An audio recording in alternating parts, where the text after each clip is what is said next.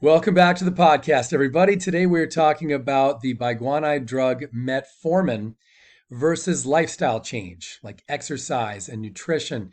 And we're going to stack up which one is the better choice when it comes to preventing type 2 diabetes. Or if you're already in the early stages of type 2 diabetes, turning things around and getting your blood sugars better managed. We're going to talk about all of that. We're going to talk about comorbidities and risk management. Before I get started with it all, I'm going to ask you to first click like and subscribe so more people can see this video and so you get more videos like this in the future. All right, all that said, let's talk about metformin. So metformin really does have a very nice safety profile. Now, normally when it comes to medications, there are often a lot of unknowns and things that make us in the more holistic world just simply say, avoid them at all costs because there's just too much risk. In this particular case, this is a drug with a higher safety profile than others. And another plus with metformin is that not only does it perform this job very well, like in a very high preponderance of people who try taking it, but there's also some pretty convincing science for a lot of other positive effects as well. It may contribute to some components of healthy aging. There's good data behind that.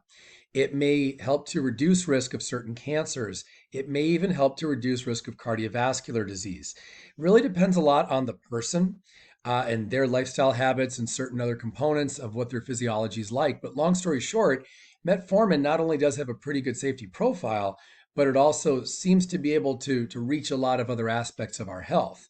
So for that reason, it can be a really nice drug.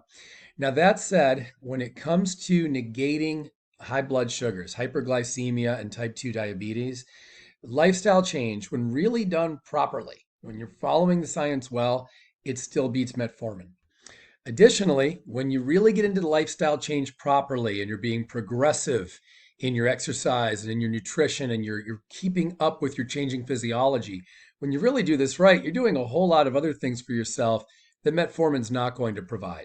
So, for example, exercise and proper lifestyle work tremendously well as antidepressants, for example, anti-anxiety. You start to get the benefits that really mold and shape your whole future in a really fantastic way, not just in terms of preventing stroke and heart attack and cancers, which of course lifestyle change will do marvelously, but at the same time, you get a lot of other benefits too. Like I said, to your psyche, to your mood, to better, deeper sleep as well. Energy levels, mobility, and exercise capacity, libido. I mean, the list just goes on and on and on with lifestyle change. Where, although again, metformin has a few really good things that can happen for your health, a few good outcomes, it's not going to nearly encompass all the great benefits that proper lifestyle change brings about. Now, of course, one area where metformin wins is in its ease of use, right? It's a cheap drug and it's very easy to administer, of course. So when we're talking about lifestyle change, and of course, I'm always going to recommend lifestyle change because it is the better way to go. But when you think about how much time has to go into proper lifestyle change and how much learning, there's a learning curve in the beginning. I really recommend you hire a coach. And you do have to go fairly deep on some variables. You might have to get some apps to keep track of certain physiological functionality or your nutrition. You have to, it really takes a concerted effort. You have to be mentally engaged in what you're doing and constantly progressing. And of course, that's a lot for a lot of people. If you're someone who, let's say, works really long hours, maybe you have several children or you're a single parent. I mean, there's a lot of reasons why some people just say, look, I can't make 4, 5, 6 hours or more each week for meal planning, meditation, exercise science, and learning new things. It's just too much at this stage of my life. So I think if that's a situation that you're in, then what you might want to consider if you and your doctor decide to go ahead and use metformin, what I would suggest is an exit strategy. I would say, in fact, I'd say two things. I'd say use the metformin with at least some level of lifestyle change so that at least you're still getting a little bit of strength training each week, preferably at least an hour, hour and a half per week. Even if it's not great quality strength training accompanied with the right amounts of protein and the right dietary fat and everything else to build muscle, at least stepping in the right direction while taking metformin will be good.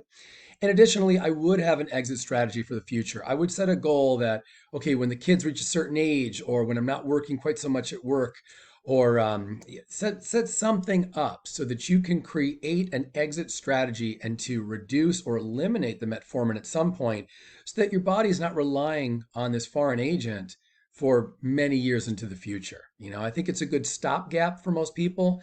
But again, the better outcome, the more natural outcome, the safer outcome altogether is the one that involves the lifestyle change. So, as always, everybody, if you'd like to get my help or the help of a perfect personal trainer anywhere in the country, we're available online and in some cases in home as well. You can comment down below to reach out to us. You can call us. You can call me directly as well. My phone extension with our phone number is in the description. As always, we're looking forward to your health and your wellness success. I'll see you next time.